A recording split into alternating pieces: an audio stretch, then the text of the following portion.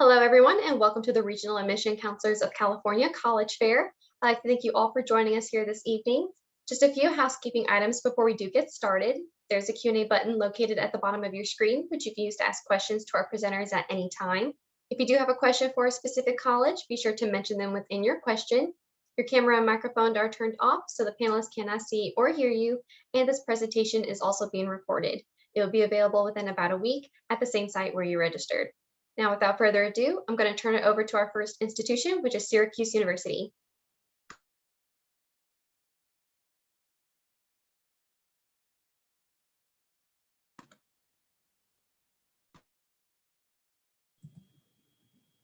Okay.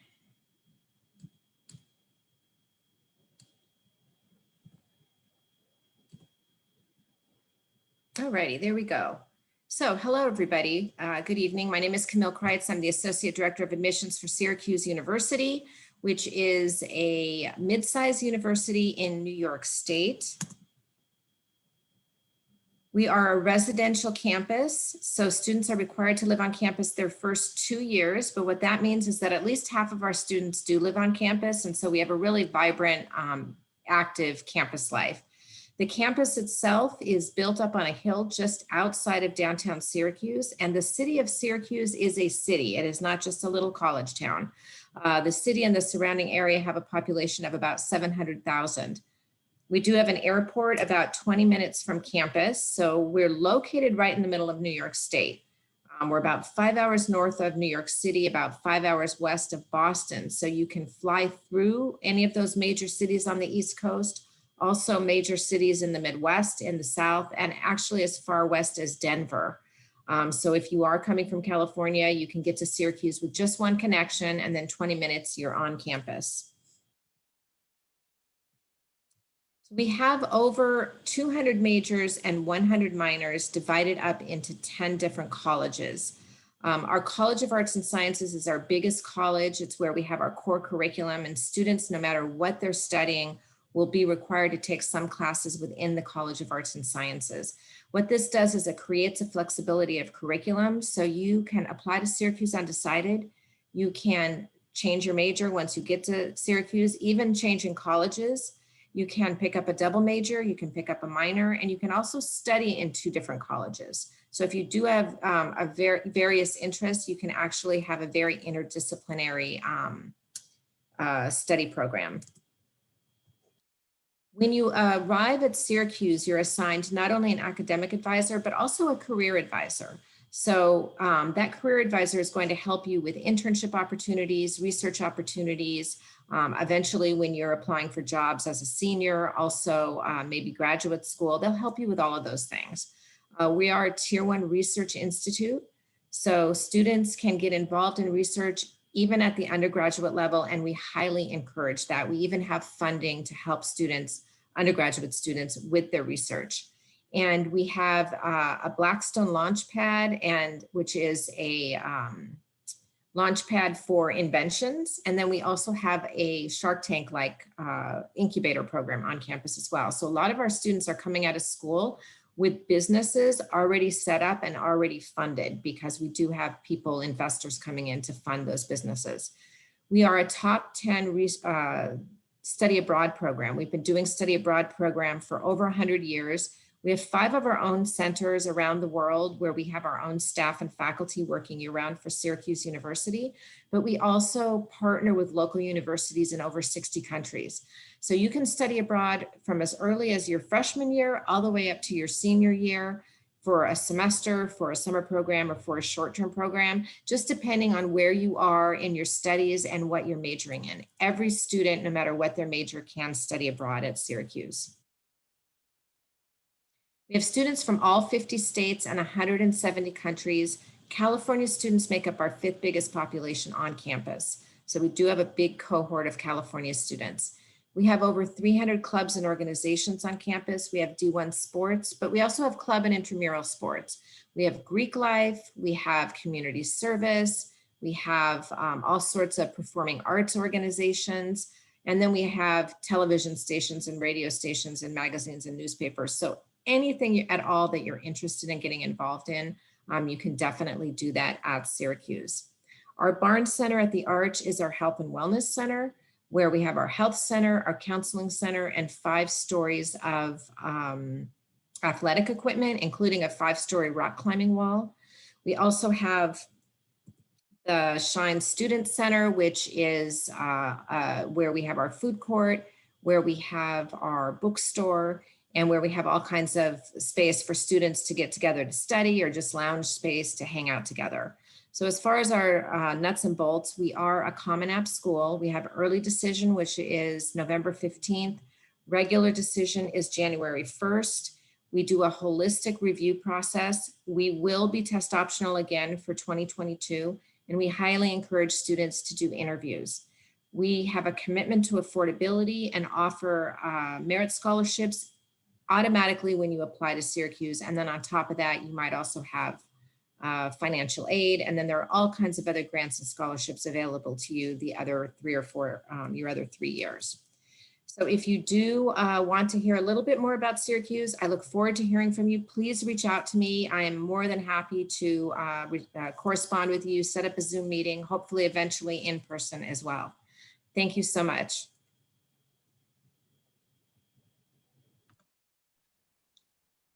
Thank you, Syracuse, for that presentation. Up next, we have Salve Regina University. Hi, everyone. My name is Nick Albanese with Salve Regina University. Salve Regina means Hail Holy Queen in Latin, and it's part of a Catholic prayer that the Sisters of Mercy who founded us were very fond of. The Sisters are an organization of nuns spread out throughout the world, and kind of similar to the Jesuits, if you're familiar with them, they have a number of schools in the US, high schools and colleges, and Salve Regina is one of the 16 colleges. The Sisters have 5 critical concerns. So these are some of the things they feel are some of the largest concerns in society today: birth, immigration, nonviolence, racism, and by the way, working to be actively anti-racist, and promoting women. And so these are themes that are woven throughout our curriculum and that we hope our students will feel empowered to tackle when they graduate, or as we put it, to make the world a little bit more just, harmonious, and merciful. The very first line of our mission statement is, we are a community that welcomes people of all beliefs. So I think it's very important for the Sisters to kind of start out with a mission statement and a first line that emphasizes our inclusivity and that diversity of people, thought, religion, whatever it may be, makes our conviction stronger when we're able to test them and have different viewpoints. Salve is a small university. There's about 2,100 undergraduate students and a little over 600 graduate students. But we have more than 60 majors, and we don't have separate schools or colleges. So when you come to Salve, you can choose from any of the programs you see on the screen. The only 2 programs where you have to know in advance that you want to study them are nursing, because it is a direct entry program, and our education programs also have a few additional requirements. But you can come in undecided or choose one of these majors. Some of our more popular ones include business, chemistry, biology, psychology, but then we have some unique programs. We have a Bachelor of Arts in Dance, and our most unique program really takes advantage of our location. It's called Cultural and Historic Preservation. Students in that program study the built environment. They learn how to restore, protect, advocate for historic objects, buildings, and even entire neighborhoods. And it makes sense that we have a program like that because we're located in Newport, Rhode Island, in a neighborhood of Newport called the Bellevue Avenue Historic District. Sometimes it's called the Mansion District. We took over several estates from the 1800s and turned them into our residence halls and classrooms, along with newer state-of-the-art buildings. So we are right on the Atlantic Ocean, within walking distance of downtown, but it's an open campus, and our students will be exposed to folks from around the island, not just other college-age students during their 4 years. They really do get off campus and into the community. And we have students from 41 states and 21 nations. 85% are from out of state, so you won't be the only students from the West at Salve Regina. We're just an hour and a half from Boston Logan Airport. There are direct flights to all of the major airports in the West. And then we have a small airport about 25 minutes from campus if you don't mind doing a layover. There's tons of things to do on campus. We have 20 Division III varsity sports, well known for our sailing program. And in fact, we're located in the sailing capital of the world in Newport. We have a number of club sports like rugby, over 60 student-led organizations. We have the Pell Center for International Relations and Public Policy. It's a think tank that was formed by an act of Congress. And the Pell Center brings in speakers from all over the world, thought leaders of our generation that our students are able to listen to and feel inspired by. We always have carnivals, events, different activities going on throughout the campus. And all of our students participate in community service. So we really give back right to the island with over 80 organizations. In terms of admissions, most students who go to Salve have between a 3.2 and a 3.9. So a quarter of our students have a 4.0, but a quarter have below a 3.2, making for a wide range of admission. And I think helping our environment, while of course very rigorous, to feel much more collaborative and like an all boats rise kind of environment than more of a competitive kind of environment where everyone needs to be a perfect A student all the time. We are a member of the Common Application, so it's simple to apply, and we waive the fee for students from the West. And we're fully test optional for all of our programs, including direct entry nursing.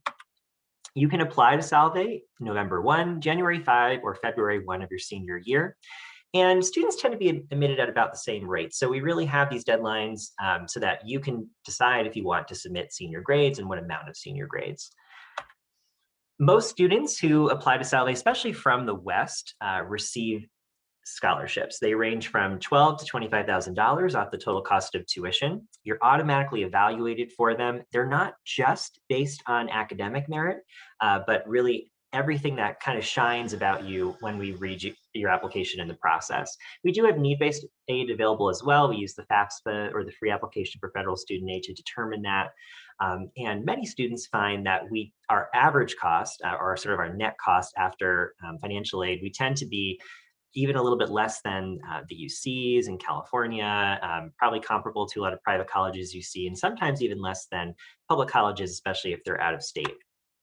You can find out about different ways to interact with Salve by visiting this website, salve.edu/visit. We are going to have in-person tours in the summer as well as in the fall. And we have lots of virtual opportunities to check us out. Speaking of in-person, we're really proud of being able to be in person for most of the time last year, and we're very happy to be open and in person next year. But thanks so much for listening to me, and I will turn it over to our next speaker. Thank you very much for that presentation. Up next, we have Bucknell University.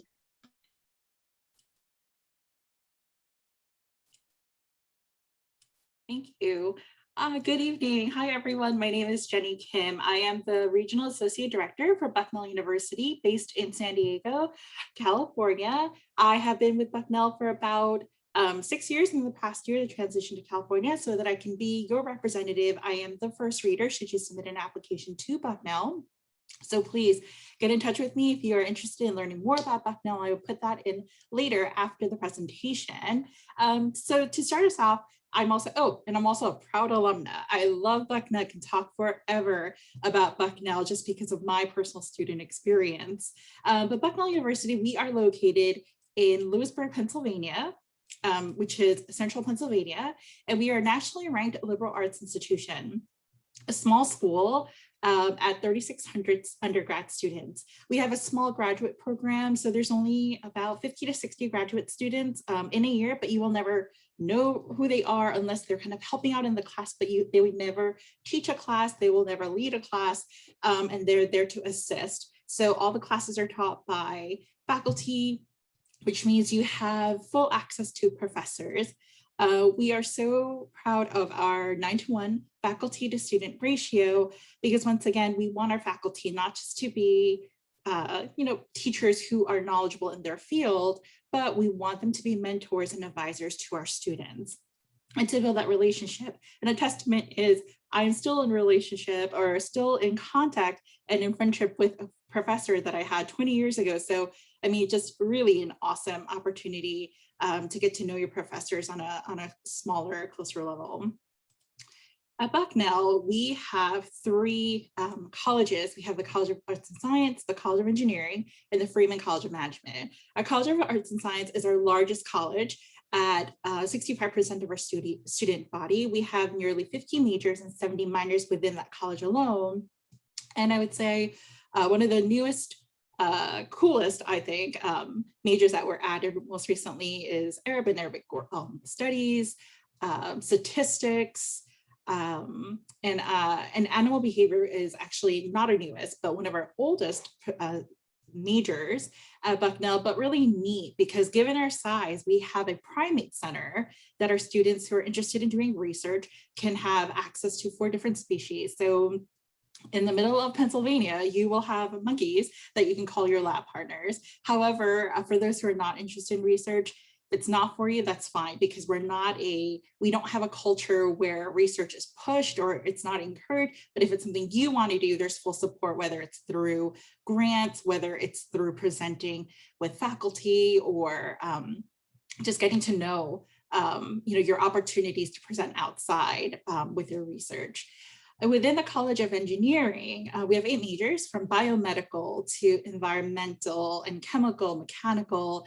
And the really neat thing is Bucknell is ranked in the top 10 of undergrad universities who offer engineering, just because, once again, it's that small setting that allows you to be in the lab freshman year, or even before you step foot on campus with the rest of, actually you'll step foot on campus before the rest of the incoming class. But if you were interested before freshman year, first semester, you can join a little group of students doing research before freshman year starts.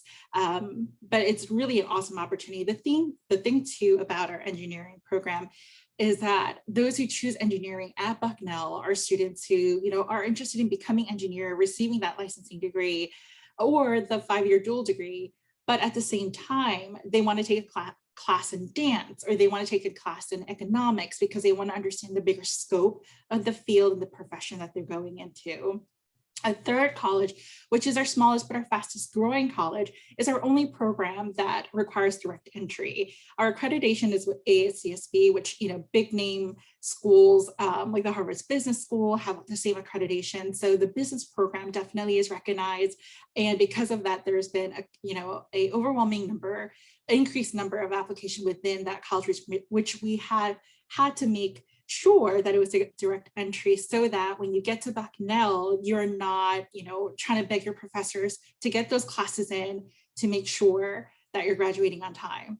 With regards to what things are there to do on campus, there's so many. We have over 200 student organizations, our students study abroad, and there's this faculty, staff, community bonding that also happens, that it's not just student only. These are some just statistics about Bucknell University that we put on, the slide. There's so much information that I would love to share. But I think the important thing too is to share that we are test optional at Bucknell. We've been test optional for 2 years. We will be test optional for the next 3 years. Those who are interested in receiving merit scholarships, we are considering all students, regardless of testing or not, for merit scholarship, but it is by a self-nomination process. So if you go on our website and you look at the list of applications or scholarship opportunities, and you think this is best fit for you, I'm that community engagement person, so I want to be a community engagement scholar, or I'm a woman in STEM, we really encourage you to apply. We use a common application. We don't have early decision. However, we have early action. We don't have early action, but we have early decision and regular decision. And these are just some really neat pictures of Bucknell. And I will drop more information in the chat for you. Thanks so much. And I'm going to pass it on to another great school, Dickinson, which is about, I think, 2 hours away from us. Thank you so much for that presentation. As a reminder for our attendees, if you guys have questions, definitely don't hesitate to drop those into the Q&A down below. Up next, Dickinson. Indeed. Thanks, Clarissa. Thanks, Jenny. Hello, everyone. My name is Phil Moreno. I'm the Director of West Coast Recruitment for Dickinson College. As Jenny mentioned, a couple hours southwest of Bucknell there in central Pennsylvania. And I like to remind you, it is a Wednesday. It is the end probably of a long day. and I appreciate you being here on another Zoom. One of the things I've had to learn working for Dickinson is that our California students, when they go to Dickinson, they're exceptional in the college admissions process. And what I mean by that is that when you look at data, 80% of students when they go to college will go within 3 hours of home. It's very rare. Only 2% of students will go more than 1,500 miles away from home for that college experience. And that's what our students from the West Coast do. So you gotta imagine there's something incredible happening at Dickinson that attracts them to our community. And really what, for me, exemplifies Dickinson is the idea that we are a West Coast community with the East Coast academics. This is a place that was really intentionally founded for engagement.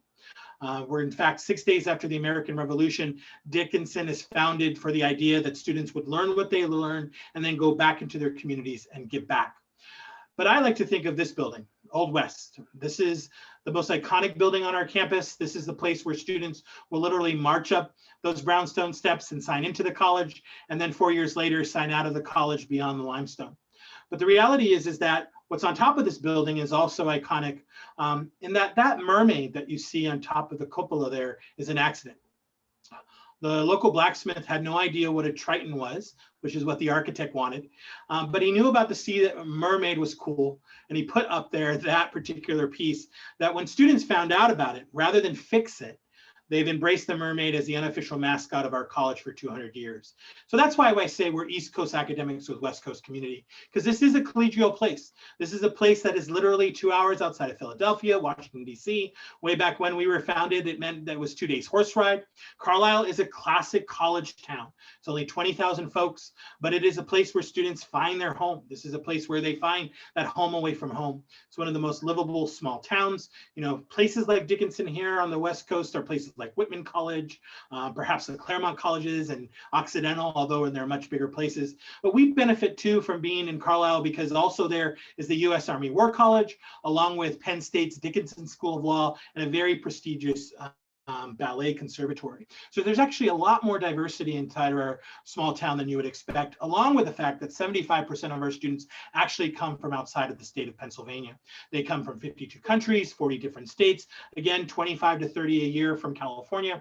But we do have that liberal arts curriculum. This is a place where if you don't yet know what you want to study, that's okay. What you want to know about Dickinson, though, is that within the liberal arts, we're going to focus on engagement, meaning that everyone will graduate with having an internship or research. We're going to focus on a global context, and we're going to be thinking about sustainable solutions in everything that we do. And we've been doing that since the beginning. In fact, Dickinson was the first college in the United States to offer something other than Latin and Greek. We now offer 13 languages. And as you can see here, we have 50 study abroad options, 18 of which we run ourselves. So everything up from a building in Bologna, Italy, to partnerships with faculty in New Zealand. We send science majors abroad at twice the national rate, as well as our Division III athletes have that opportunity to do that within 4 years and still graduate on time. The other thing that Dickinson is really intentional about is sustainability. Not only did we become carbon neutral last year after a little more than a decade of trying, but we are always thinking about sustainable solutions, whether it's the fossil fuel digester on the farm that makes this tractor equipment smell like French fries, or the fact that Dickinson students have a sustainability requirement to graduate, but in fact, they can choose from 100 different courses that come from 41 of our 46 majors, the majors here you see in red. And again, our students don't declare their majors when they get to campus, but when they do, they're usually doing an interdisciplinary program. So that's things like Italian studies and international business and management, literally already converted multiple majors and minors embedded into a curriculum. And we're introducing a new data analytics major next year. But in terms of that engagement, it happens not just in our small classroom, it happens everywhere. It happens when students are on breaks, it happens through internships, it happens through many research opportunities, even within the town of Carlisle. It's really hard to find a place that Dickinson has not hosted or has not hosted a Dickinson student with more than 235 years of history. As you think about the next steps for you, if this sounds interesting, then I encourage you to reach out to me. I'll pop in some information in the chat, how you can connect with myself. We actually are also available for in-person tours. But as you think about that admissions process, know that we've been doing test optional since 1994. We were test blind this year, and we perhaps could change, but the reality is it's never been a focus of our read. We really will look at you within context. We have only 2 deadlines: early decision binding November 15th, and then everything else January 15th. 75% of our students do receive some sort of merit aid, and this is a place that are merit or need-based aid, and we do meet 100% of demonstrated need. So as you move forward, if Dickinson sounds like a great place, then I encourage you to reach out with the information that I'll have. But I'm going to throw it back over to Clarissa, who's going to throw it to one of my dear colleagues, Tommy, to wrap us all up. Thanks again for being here. Thank you so much for giving us that presentation. Our final institution for this session is the University of Missouri.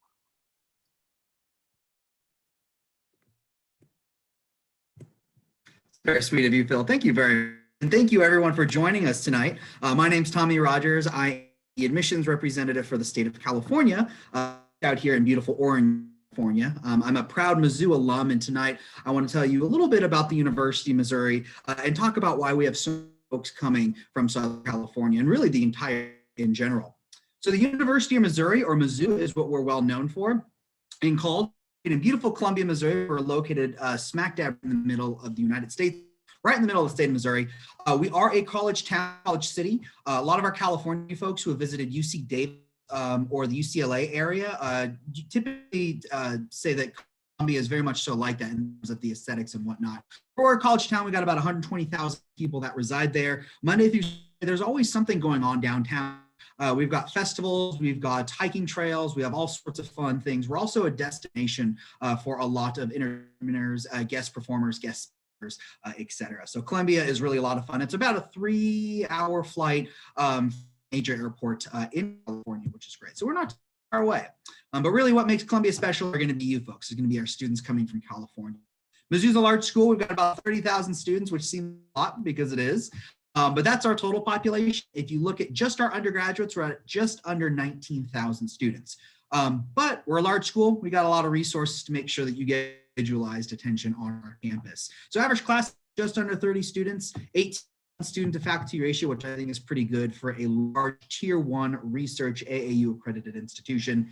California, 4th popular state right now, so we got a lot of folks coming from the state of California. And as Phil has done a lot of other mentioned today, our California students are doing some wonderful things both in and outside of the classroom. In order to be a Tiger on our campus, we have several different pathways that you can take. Traditionally, you can apply with a test score in combination with your GPA, but because of COVID, we recognize that not all students have been able to take the test. For that, we are extending test optional program for our students. So for my rising, you can apply without a test score. Just send us in your transcripts, statement of purpose, and a resume. Will be good to go. Nothing negative of applying test optional. You'll still qualify for our merit-based scholarships as well as our departmental scholarships. Still be directly admitted into your major. You can even still be an honors student as well. So if you have questions about which applicant you think you would be best as, go ahead and contact me. I can go ahead and help you down that pathway. Being a Tiger on our campus is very special. Mizzou has a ton of wonderful different majors on our campus, over 300, which is quite a bit. Our most popular California majors, though. Number one is going to be our journalism program. We have the nation's longest running journalism school ever, which is great, and a lot of cool resources. We actually have an MBA station on our campus that our freshmen actually start working in their freshman year, which is a cool thing. So if you want to be live in front of television, it's an national NBC station. They do local and global news. It's pretty phenomenal. Business close second, and that comes with a guaranteed internship. And most California students will come back here to California for an internship, but we have students all around the world for that. Number 3 is a toss-up. Our unique school in which we have a law school, a vet school, and a med school. We've got all 3 pre-professional programs. We have a ton of students coming for those different pathways. Engineering and then health professions round out our 4th and 5th most popular majors. But you are going to be doing a lot of really cool things outside of the classroom. Because we are the land grant for the state of Missouri, we have a ton of resources for our students. So really you can hit the ground from day one. I'd mentioned our NBC station that we have on our campus. For example, if you're interested in pre-med or pre-dental or pre-pharmacy, we have hospitals located on campus. You don't have to go downtown or to the state for that. We actually have them situated on campus, and you can actually start shadowing in there. So it's one of the perks of being a research institution. But as you learned a little earlier, you don't have to do research. There's a lot of internships on place on our campus that you can do really starting your freshman year, which is great. Now, taking our classes with the types of students that we are admitting, combined with the work that you're doing outside of the classroom, you'll see here we actually have a pretty high job placement rating, especially for last year during COVID. We didn't know where this number was going to be.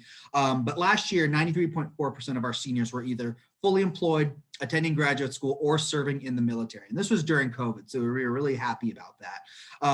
Retention rating for our freshmen was about 90% as well. So we're really excited to see what our students can do in the future when we don't really have a pandemic going on. To round out, we do have some wonderful scholarships for our California students. We have merit-based scholarships that will take a look at either your GPA or your test score, depending on how you apply. Those merit-based scholarships, they're automatic. They range from $8,500 all the way up to $18,000. So you can pay in-state tuition starting your freshman year, depending on your test score or your GPA, and those are ongoing. And then we do have some wonderful departmental scholarships based on your major. That is a December 1st soft deadline. So to qualify for the maximum amount of scholarships, we do recommend that you apply as soon as you can. Seniors who are going to be seniors in the fall time, August 1st is when our application opened. And for current seniors, we're actually still having students still apply too, so you can still apply as well too. So if you don't get any scholarships, that's okay. We have a wonderful residency process and program you can go through your freshman year to guarantee that you pay in-state starting your sophomore year. Like many of my colleagues have mentioned, we are open on campus right now. We are doing limited in-person visits. Reach out to me if you have any questions about touring. If you want to meet with the department, meet with other California students who are going to be in your major as well. Anything that I can do to make your life just a little bit easier, I'm more than happy to do that. Contact information right here, and I'll go ahead and drop it in the chat as well. Hey, we finished. All the schools are here. We all presented and everything. And I'm going to go ahead and let our facilitator round us out with some final thoughts. Thank you everyone for those wonderful presentations. We do have some time left, so we do have time for what we call Q&A round robin. So we have our presenters ask a few questions, or sorry, answer a few questions from myself. So our first question is, what advice would you give someone going through the college search process? And we'll go in presentation order. So we will start with Syracuse. What I would say is for you high school students, don't be afraid to be proactive and to reach out to college representatives that you might meet at a fair, you might meet in a virtual event like this, you might meet at a school visit, but really take advantage of the fact that you have been able to meet some of these college representatives and, be able to maybe set up a meeting with them, ask them questions, do an interview, whatever it is, but just don't be afraid to reach out to us because we are here for you. We all work for the Office of Admissions and our goal is to get you admitted into college. Salve, Regina. Yeah, and I would say try to remain mindful during the process. Taking notes, for example, is a great way to do that and reinforcing the information that you hear. I'm sort of a practical person, so the way that I suggest doing that is making a spreadsheet, and it can be one big tab, maybe just 3 columns besides the name for your academic fit, your social fit, and the financial fit, really general notes. And then when you get into the end of junior year, senior year, make another tab, and that could be the college list tab. But I think getting organized might help to de-stress a little bit of the process and help you to think about it in a more mindful way. Bucknell. That was great.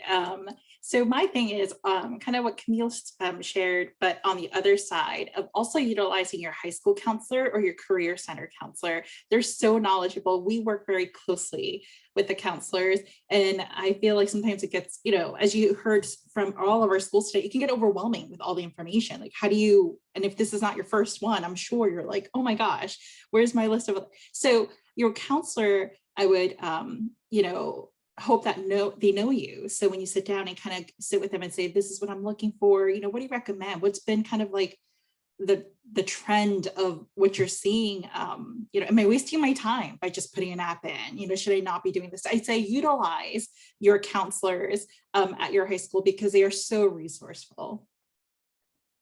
Dickinson. Yeah, I think my advice was take a gap year. No, I'm just kidding. If it makes sense for you, do it. No, I think, my advice would be for you is get excited, have fun. Right now, you're building that list. put schools on your list you normally wouldn't if it's recommended to you. There are so many incredible colleges out there, and we get so hyper focused on a few, but you're going to find tremendous colleges, small colleges like Roanoke, small colleges like Dickinson in the Northeast, all over the country. And you're at that point where anything could be an option. Take an opportunity to look at a college you normally wouldn't. I think you'd be surprised and definitely have some fun. This should be fun for you and your family. University of Missouri. Oh, I like Phil's. All the advice has been wonderful, but definitely having fun and being proud of your accomplishments is definitely important. Also, utilize this as much as you'd like. When I was applying to schools, I didn't realize that a lot of admissions reps, we can connect you to resources on campus. In many cases, we can get you connected with students who are in your area.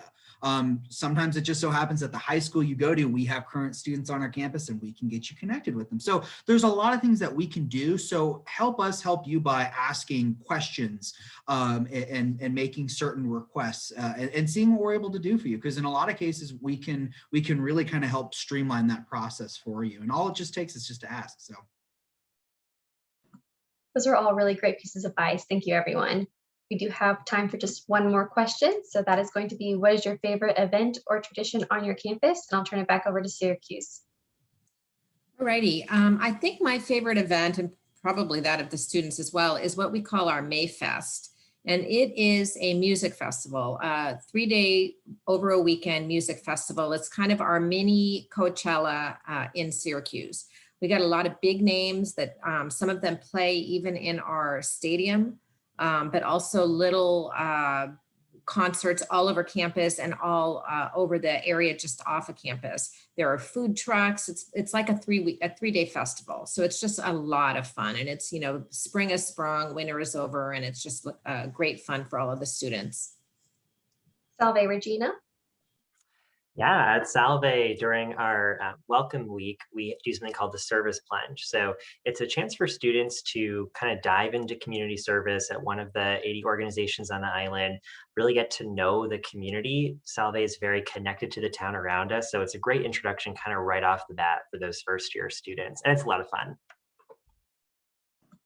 Bucknell.